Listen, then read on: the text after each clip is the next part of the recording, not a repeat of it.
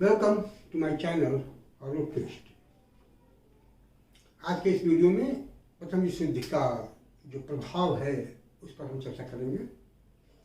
प्रथम विश्व युद्ध का एक बहुत महत्वपूर्ण प्रभाव जो पड़ा वो ये हुआ कि यूरोप की जो आर्थिक स्थिति है वो बिल्कुल खराब हो गई। एक तो युद्ध में बहुत जान माल की क्षति हुई, बहुत ज़्यादा खर्च हुआ, तो उससे तो उसकी आर्थिक स्थिति खराब हुई ही।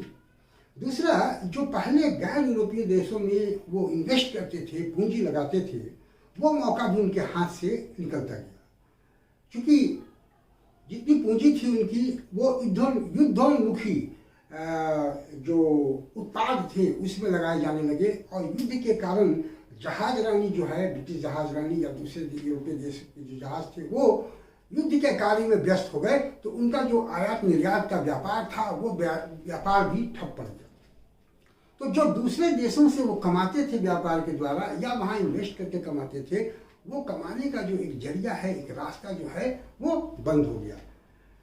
यह भी देखा गया कि जब उपनिवेशों में या दूसरे देशों में यूरोप से जो सामान आते थे वो आना बंद हो गया, तो धीरे धीरे वो देश जो है वो विभिन्न वस्तुओं का उत्पादन करना शुरू कर दिए।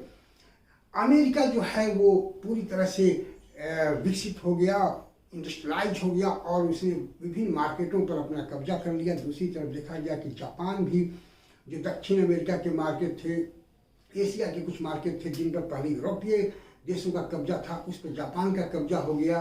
अर्जेंटीना और ब्राज़ील जो ब्रिटेन से बहुत सारी सामग्री लेते थे, लेकिन अब युद्ध में वो लेना उनके लिए मुश्किल हो गया, तो उसका उत्पादन करना उन लोगों ने शुरू कर दिया। भारत की अगर हम बात करें तो भारत में भी जो प्रथम विश्व युद्ध का पीरियड है उसमें औद्योगिकरण बहुत तेजी से हुआ है। भारत में औद्योगिक विकास हुआ, क्योंकि अब ब्रिटिश गवर्नमेंट की ये मजबूरी हो गई कि वो भारत पर जो प्रतिबंध लगाए हुए थे आर्थिक क्षेत्र में या औद्योगिकरण के क्षेत्र में, उस पर वो अब छूट दे, क्योंकि वो भारत में अब किसी भी चीज़ की आपूर्ति नहीं कर पा रहे थे। और दूसरा, जो युद्ध क्षेत्र में खास करके जो वेस्टर्न युद्ध स्थल था, वहाँ भारत से ही उनको बहुत सारी आपूर्ति, बहुत सारे प्रोडक्शन, बहुत सारे गुड्स की आपूर्ति करनी पड़ती थी।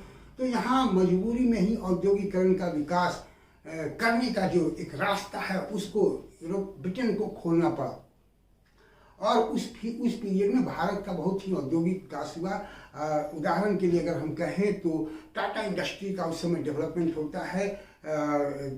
जमशेदपुर में टिस्को की स्थापना होती है, जो उस समय ब्रिटिश राज्य में सबसे बड़ी स्टील कंपनी थी।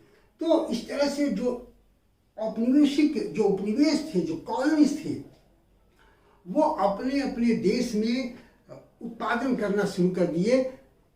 तो विश्व युद्ध के समाप्त होने के बाद भी जिन चीज़ों की आपूर्ति यूरोपीय देशों से कॉलोनीज में होती थी, अब उन चीज़ों की जरूरत कॉलोनीज में नहीं रही, वो खुद ही उसका उत्पादन करना शुरू कर दिए थे।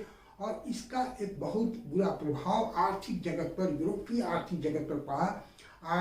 आर्थिक स्थिति कमज़ोर होने लगी यूरोपीय देशों की। देखा यह गया कि उसी पीरियड में भारत में जो औद्योगिक घराना है वो ताकतवर होते हैं। यहाँ तक कि फिक्की की स्थापना भारत में होती है और बहुत बड़े बड़े उद्योगपति सामने उभर कर आते हैं और विभिन्न उद्योग धंधों की स्थापना होती है। यूरोप खुद में फंसा रहा, जर्मनी फंसा रहा, ब्रिटेन और फ्रांस भी फंसे रहे। विश्व जहाज रानी जो है वो युद्ध में युद्धोन्मुखी जो कार्य थे उसमें लगी रही। नतीजा ये हुआ कि जो यूरोप एक विश्व बाजार के रूप में था, विश्व का एक कारखाना माना जाता था कि विश्व का वो कारखाना है, वो कारखाना एक तरह से बंद होता नजर आया। और विश्व बाजार में यूरोपियन देशों के बहुत ही ताकतवर राइवल प्रतिद्वंदी पैदा हो गए, और ये जो है वो यूरोपीय देशों के आर्थिक स्थिति के गिरावट को दर्शाता है। और यूरोपीय जो देश हैं वो अब आर्थिक दृष्टि से पहले जैसे मजबूत नहीं रह गए। तो आज की वीडियो में इतना ही। उम्मीद है आपको अच्छा लगेगा, आप इसको देखें। अच्छा लगे तो अपने दोस्तों को भी सजेस्ट करें और मेरे चैनल को सब्सक्राइब करें। मेरे अन्य जो वीडियो हैं डिस्क्रिप्शन में उनका लिंक दिया हुआ है, आप उन्हें भी देखें। Thank you for watching me. See you again with the new effect of first world war.